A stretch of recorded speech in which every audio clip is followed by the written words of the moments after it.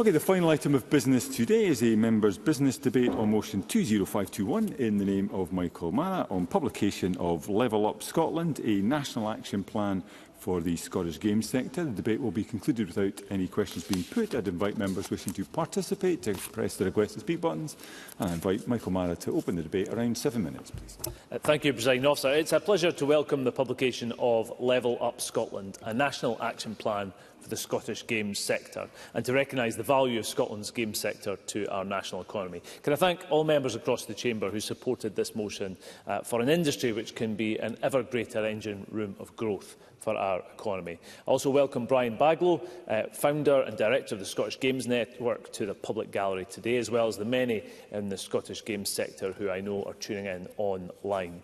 As co-convener, along with Claire Adamson, MSP, of the cross-party group on the Scottish Games ecosystem, it has been a privilege to be a part of this action plan taking shape since the first meeting of our cross-party group in 2023. And I wish to give credit to the authors of the report for the breadth and depth of their consultation undertaken in its preparation. In common with almost every family in Scotland, gaming plays a daily role in the life of my household. Minecraft, Rocket League, Fall Guy, Among Us, Roblox, and a deep emotional, almost spiritual investment in the world of FIFA. But it is the economic impact, particularly in my home city of Dundee, that led to my work and on behalf of the Scotland's games sector. The games sector in Scotland already generates £151,382 in GVA per head, more than double the Scottish average. For too long, I think the Scottish Government has been an analogue operation in a digital age, and the pace of technological change is the fastest it has ever been and the slowest it will ever be again. Grasping the opportunity that is contained in this plan is just one step towards embracing that reality and all it entails. The action plan aims to make Scotland the UK's first games supercluster by 2030 and a global leader in creative technology. It recognises the unique opportunity that Scotland has, with key players in the industry situated within reach of each other in Glasgow, Edinburgh and Dundee. There are also others in other parts of Scotland, of course. But the report's recommendations are ambitious yet practical, with a 2-year pilot to deliver strategic alignment across portfolios, set up a pilot fund to support new intellectual property and leverage private investment, to establish a National Games and Skills Education Forum to identify skills gaps and connect each stage of education and professional development, and to launch a dedicated service providing business support and mentorship to new and growing studios. The plan seeks to build on the fruits of that 2-year pilot to establish a National Games Innovation Centre to drive long-term growth and cross-sectoral innovation. I do look forward to hearing the Minister's considered response to the contents of the plan here tonight. If I turn to Dundee, Presiding Officer, the contribution of the games industry in my home city to this global industry is something for Dundonians to be very proud of. Grand Theft Auto, Minecraft, Lemmings, all household names, not just across Scotland but across the entire world, as parts of the world's largest entertainment industry. These titles... Yes, certainly, sir. Martin Whitfield. I'm very grateful to Michael O'Mara for taking the intervention and indeed compliment him on getting the debate tonight. I was going to scold him in part as he mentions Dundee and the growth in the area, because of course 4J Studios, that began life in East Linton and East Lothian, now has a small but significant outlet in Dundee which supports in particular Minecraft and other developments. Would you agree with me that actually the games industry is an industry for the whole of Scotland, and our size would allow us to do that, but obviously with areas that we need the expertise to grow in? Michael O'Mara, I'll give you the time back. Thank you, Presiding Officer. And I fully agree with my colleague, Mr Whitfield. I think the partnership between Chris van der Kuyl and his business partner, Paddy, whose surname I can't recall, were a great partnership that have those... and actually, I think the real willingness to invest in their own communities, both in East Lothian and in Dundee, to support jobs, shows actually the potential to set up these smaller clusters, these studios, that can actually support high-value jobs in diverse parts of our country.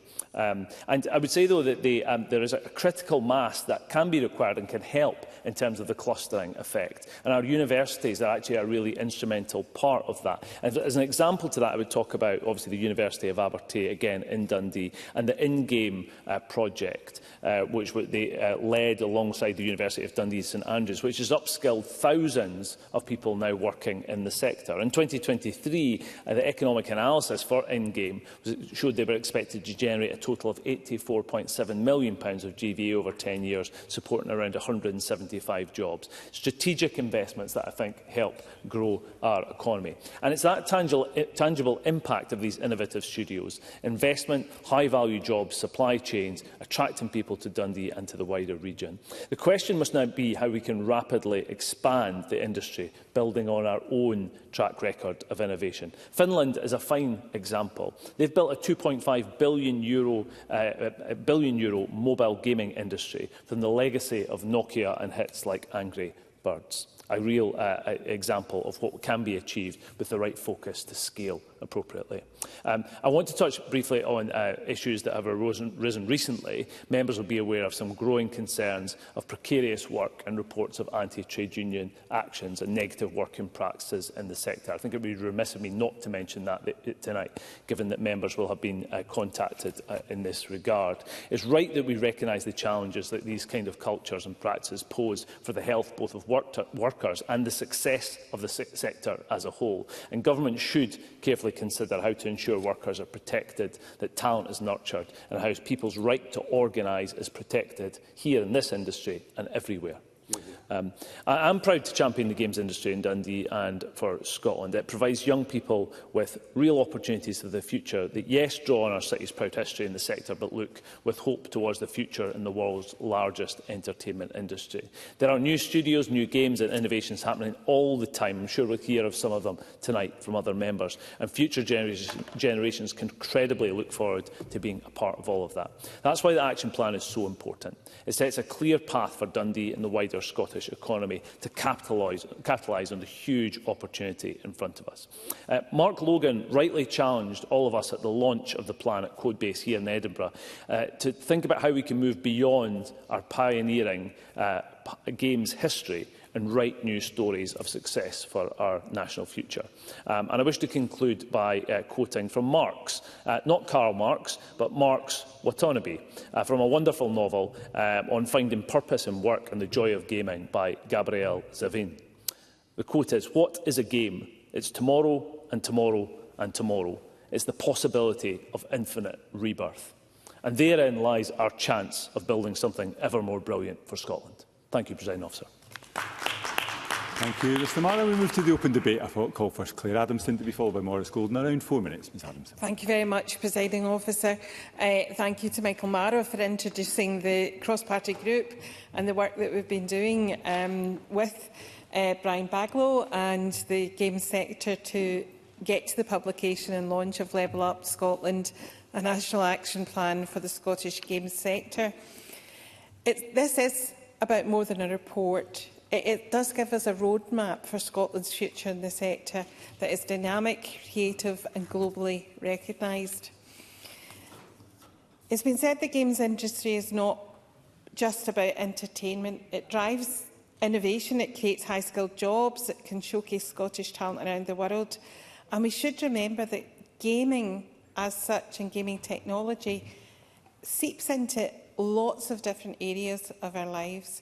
We're looking at the gamification of healthcare, to use the video screens, the joysticks, virtual reality to actually work with people and treat conditions close to my heart. My son has a condition called CRPS, and one of the ways of treating that is using a visual device to do a cold therapy treatment that involves people going for a walk in the Arctic in their room to try and desensitise the pain syndrome at that time. So it's used in so many aspects of our lives. Games engines are used not just for the development of the games, but also in the film industry, which of course is a booming sector in Scotland. And all of these skills will be there for the future. We also have developments in AI and the impact of what that might bring. And to have Scotland at the forefront of that, I think, is ambitious, but not beyond the means of the Scottish people and the games sector here to achieve those ambitions. The plan focuses on 3 key priorities: talent and skills development. So that's about nurturing the next generation of developers, designers and technical specialists. Unlike Mr Mara, I am not surrounded by gaming in my own house, other than a Wednesday night Discord session to play Dungeons and Dragons, still with dice, at the other end of the computer screens. But and for the avoidance of doubt, as I've said before in this chamber, I'm chaotic neutral for that respect. And but I do see it through the eyes of my son, who's a teacher, primary teacher, and he's using games in some of the interactions he's doing with his pupils. I see it with my grandchildren, learning, using things, not just the exciting games, but using things like Minecraft and other games to actually build and create themselves. And that all builds on the creative aspect of what makes us human. So this is new. It's something that we're coming to terms with as a creative industry, still trying to find that place for it within the cultural landscape of Scotland. But I do think that we're making strides to do that. And this report gives us a firm foundation of how we can build on that and truly embrace the creativity, the excitement and the opportunity of the games system. And a little shout out for the Yellow Baby, which was almost our Angry Birds. Not quite, but another viral game to come out of Scotland. And I'm sure one of many that we'll see in the future. But a huge congratulations to the Scottish Games Network. Thank you for their engagement with the cross-party group. And a special thank you to Mr Baglow for all the work he has done to drive this through. Thank you. Thank you, Ms Adamson. And now Cornwallis Golden to be followed by Daniel Johnson. Around 4 minutes, Mr Holt. Thank you, Deputy Presiding Officer. And I'd like to congratulate Michael Mara for submitting the motion and bringing this debate to Parliament this evening. Can I start by welcoming the publication of the National Games Action Plan by the Scottish Games Network. Scotland's gaming sector is a shining example of what is possible when entrepreneurial talent, creativity, innovation and technical expertise come together. The sector is one of Scotland's greatest modern-day success stories and international exports. And as the Scottish Government considers the recommendations of this action plan and the financial commitments involved, it is important to remember the games sector already has a proven track record of success. This is not simply a funding request, it is an investment in growth. It is not about rescuing a struggling industry or backing a speculative venture, but about supercharging a sector that is already thriving and delivering real economic and creative impact. Scotland's video game industry delivers exceptionally high productivity, generating over 150,000 in gross value added per employee, more than double the Scottish national average. The Scottish Government should seize every opportunity to grow the sector further, creating even more well-paid, highly skilled, export-driven jobs while attracting investment, strengthening regional economies and retaining skilled talent. The Action Plan calls on the Scottish Government to recognise games as a national priority, provide strong leadership and coordination, invest in studios and talent, support skills development, back regional hubs like Dundee, and promote Scottish games on the global stage. These measures are designed to ensure the sector can grow sustainably, delivering real economic and creative impact across Scotland. Dundee exemplifies why this support is so important. The city is the birthplace and beating heart of Scotland's video games industry. Its success began with pioneering studios such as DMA Design, the forerunner of Rockstar North, and continues today through a thriving cluster of independent studios. The role of Dundee-based companies in the development of iconic games such as Grand Theft Auto and Minecraft cannot be understated. Central to Dundee's global reputation is Abertay University, one of the world's first universities to offer dedicated courses in video game development. Abertay has supplied generations of highly skilled graduates who have shaped both the local and global industry. Through the delivery of the action plan, there is an opportunity to recognise Dundee's unique role and for targeted support to strengthen its cluster. This includes backing local studios through funding and investment, supporting Abertay and other educational institutions to extend and expand their skills pipelines, and promoting Dundee as a centre of excellence within Scotland's wider games sector. By building on Dundee's historic achievements and leveraging a world-class talent and infrastructure, the action plan can help cement the city's position as a global leader. Deputy Presiding Officer, I fully support the motion and encourage the Scottish Government to use all the levers at its disposal to support the action plan and call upon them to set out in full how they will engage with the plan's recommendations. Thank you, Mr Gordon. I now call Daniel Johnston to be followed by Liam Kerr. Around 4 minutes. Mr Johnston. Thank you very much, Deputy Presiding Officer. And can I thank you for your tolerating me slipping out early, given that I have a reception that I'm sponsoring this evening. But I was very keen to speak in this debate. I count myself part of a lucky generation because I grew up with computer games. I got my first computer, a ZX Spectrum, one Christmas in 1984. I then had a Nintendo Entertainment System. SimCity just about ruined my hires. And indeed, I'm not ashamed to say that I built my own PC about 2 years ago, and I get somewhat distracted by a combination of Rust, City Skylines and Assetto Corsa. You see, this is the thing, and the point I'm trying to make is that I think sometimes we talk about computer games as though they're things for kids, a curiosity and a niche interest, and they're not. I think for many people my generation, they are something that are part of their lives and continue to be so right the way through adulthood. And indeed, I think if you actually look at how people use games, increasingly people don't think of themselves as gamers, young or old. They're people who use games.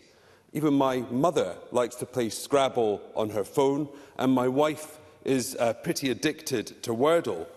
They're gamers, whether they realise it or not. Games are pervasive as the devices that we have in our pockets. And yet, I think when you look at the Level Up strategy, I think we recognise that we still have a disjointed approach to how we're thinking about computer games and the computer games industry. It's calling for focus, leadership and a plan, coordination across policy areas, a focus on skills and a skills pipeline through skills, and funding and investment. That shouldn't need to be asked. This is an industry that we've apparently been saying is a jewel of Scotland's business and industry, and yet it's calling out for things that I think you should say are standard for businesses that we support and that we seek to nurture. I think our approach to games and the games industry is stuck in the 1980s, and we need to get it up to speed. Because it's also a different kind of industry. This isn't just about people sitting lines of code. In fact, I think very few people working in the games industry probably write lines of code. This is about writers, designers, artists, people that will be involved with the marketing, finance, the legal side of the gaming industry. This is why it's a $250 billion industry globally, and why we have a £350 million share of that. So let's get serious. Let's have a plan. Let's have the leadership, and let's make sure we get the investment so we can have the next Grand Theft Auto born in Scotland. And let's also be clear about this. Gaming is pervasive, and I think we need to understand this isn't just about games as a discrete part of the economy.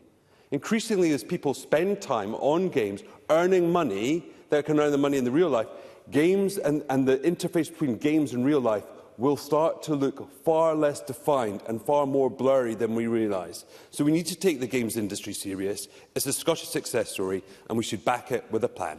Thank you very much. Thank you, Mr Johnson. And I call Liam Kerr to be followed by Faisal Chowdhury. Around 4 minutes. Mr Kerr. Yes, thank you, Presiding Officer. I'm very grateful to Mike O'Mara for lodging this motion today and the opportunity to make a short contribution, because the Level Up Scotland report and the strategic direction it sets out for Scotland's game sector is a serious and evidence-led plan that recognises the sector's economic value and, crucially, the need for better coordination across skills, education and enterprise support. And in these difficult economic times, particularly for the North East, I particularly echo Mr Mara's comments in his motion that parliamentary debate on something that scales the economy in the way set out in the plan's ambition would be very welcome.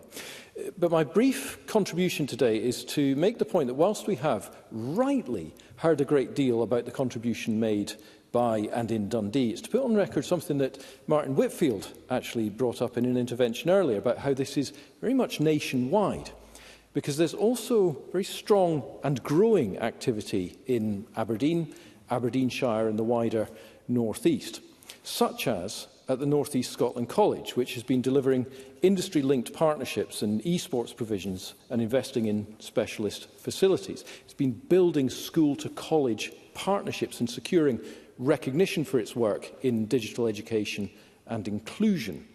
Now, in practice, what that looks like is a very innovative collaboration in which Nescol became the first Scottish college to be part of PlayStation First, which is Sony Interactive Entertainment's global academic programme. And that gave the college access to PlayStation development tools and support, which enable the students to use the same hardware used by professional studios to build for PlayStation platforms. And furthermore, Nescol HND Games Design students have worked with Kemnay Academy pupils through the Wood Foundation to build a VR game demo, which is aimed at helping users learn sign language. It is a true partnership project where the school has the idea and the college team then builds, delivers and ultimately has the pupils visit to see the results of, at the Aberdeen City campus, the demonstration that's been made. And finally, following the launch of the eSports Hub at Fraserburgh campus last year, Nescol has expanded the principle to the Aberdeen City campus to give computing students access to advanced gaming equipment. And let's be clear here, that game engine at Nescol, the point that was made earlier, is not only about games development, it's about transferable, vital skills which lend themselves to things like the energy transition or farming. Now, at the same time, Robert Gordon University continues to strengthen its progression routes and degree-level provision in this area, helping to retain talent in our region and support the skills pipeline that this action plan rightly emphasises. In fact, both of Aberdeen's university are hosting game jams, which provide opportunities for students to come together, get a brief, and over the following days build an actual game. So, Presiding Officer, it really is good that Mike O'Mara has given us the opportunity to highlight not only this important report that provides a clear strategic direction for this sector as a whole, but to showcase the excellent work being done throughout the North East and indeed Scotland. And I very much look forward to the Minister's response to this important debate. Thank you. Thank you, Mr Kerr. We now come to the final speaker in the open debate, Faisal Chowdhury. Again, up to 4 minutes, please. Thank you, Deputy Presiding Officer. I thank my colleague Michael Mara for holding this timely debate. Lothian region is reaping the benefit of having a significant game sector employer, Rockstar North, located in Edinburgh. I'm confident that the region would only continue to benefit from the future expansion of that sector. Therefore, I thank the Scottish Game Network for offering such a detailed plan in their report. I would like to focus on the report's ambition to create a robust talent pipeline.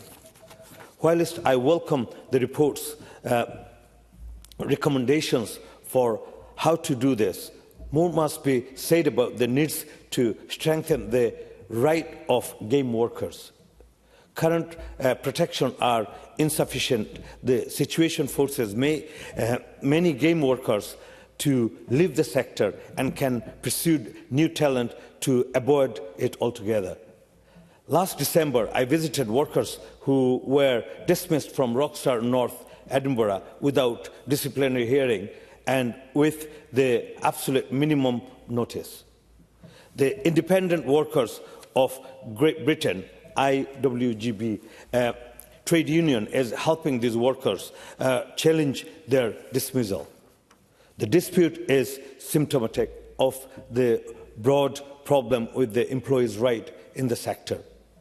The industry has been blighted with layoffs since 2022, driven to some extent by reckless investment during the COVID-era boom. The Games Developer Conference, in their 2025 State of the Game Industry report, states the following: layoffs have become part of the industry, with announcements now weekly, if not daily, occurrence. Unsurprisingly, a wave of unionization has begun to pass through the sector. The game workers branch of IWGB grew by almost 50% between 2022 to 2023 and has continued to grow since then. It's not just layoffs. The infamous crunch period regularly sees employees forced to work unbearable length of overtime in the land up to the release of the game. There are concerns that pay and the arrangements for residuals do not provide adequate rewards for the developer and the other staff. Developers could choose to work elsewhere, including defence, virtual reality and the wider tech industry. To keep them in the sector, we must strengthen their rights as employees. For example, the report recommends the creation of a Games Scotland body. Trade unions must be represented on any such bodies. If we share the Scottish Games Network's desire for a robust talent pipeline, we must take steps to ensure that games workers are given the rights and privilege they deserve. Thank you. Thank you, Mr Chowdhury. I now invite Richard Lockhead to respond to the debate. Around 7 minutes, Minister. I'd like to begin by thanking Michael Mara for bringing forward this debate and for highlighting the publication of the Level Up Action Plan for Games, and congratulate Michael Mara, Claire Adamson as well, for being great champions of the games sector in Parliament, along with other colleagues as well. And I thank all colleagues for their contributions to this debate. I clearly, at the beginning of my remarks, want to recognise the great work and pay tribute to Brian Baglow, who has been an invaluable advocate for the sector and has helped myself as Minister, my officials and the Government more widely gain an even clearer understanding of the cultural, the economic and the social contributions that games make to Scotland. And I can remember back in 2023 when Shona Robison, MSP, and myself on behalf of the Government met Brian and a number of senior representatives and experienced representatives of the games sector in Parliament, and where the idea emerged of Brian carrying out this work and having an industry-led games plan for Scotland, which of course he has now brought forward and published. So, as the plan says, as many members have said, Scotland has played a truly formative role in global video game culture. And landmark titles, again often quoted by members in this debate, such as Grand Theft Auto and Lemmings, both born in Dundee, have shaped entire games genres and reached hundreds of millions of players worldwide. And of course, there's been other contributions as well, particularly in terms of education. Again, as members have mentioned, Abertay University, I was there just a few months ago, for the umpteenth time, has established the world's first dedicated video game degree, and that happened back in 1997, and remains consistently ranked among the top universities globally for video game design by the Princeton University Review. And the pioneering spirit has cemented Scotland's international reputation as a place where creativity meets cutting-edge technology, again, as many members have said as well. And today that legacy continues. We have 135 computer games enterprises in Scotland. That's an 800% increase from 15 back in 2010. And some of the most successful and influential games in the world are still being developed here. And of course, it's in all parts of Scotland, as many members have said. I have a couple of games companies in Elgin that have had chart-topping games, and that's Code Wizards and Hunted Cow. So I know in my own doorstep that this is not just about Dundee, which of course has led the way and blazed the trail, but as other parts of the country are benefiting from our growing games sector at the same time.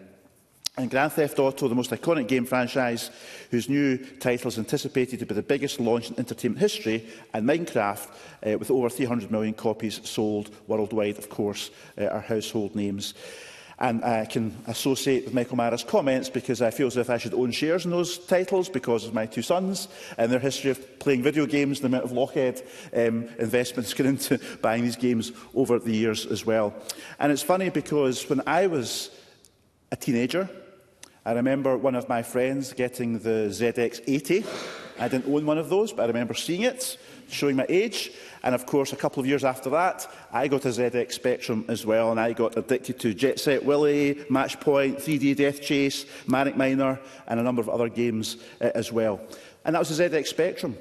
And of course, it was only a few years ago I learned the ZX Spectrum was manufactured in Dundee. And it's because the ZX Spectrum was manufactured in Dundee that led to the emergence of the games industry coming out of Dundee. And now it's, of course, a national phenomenon.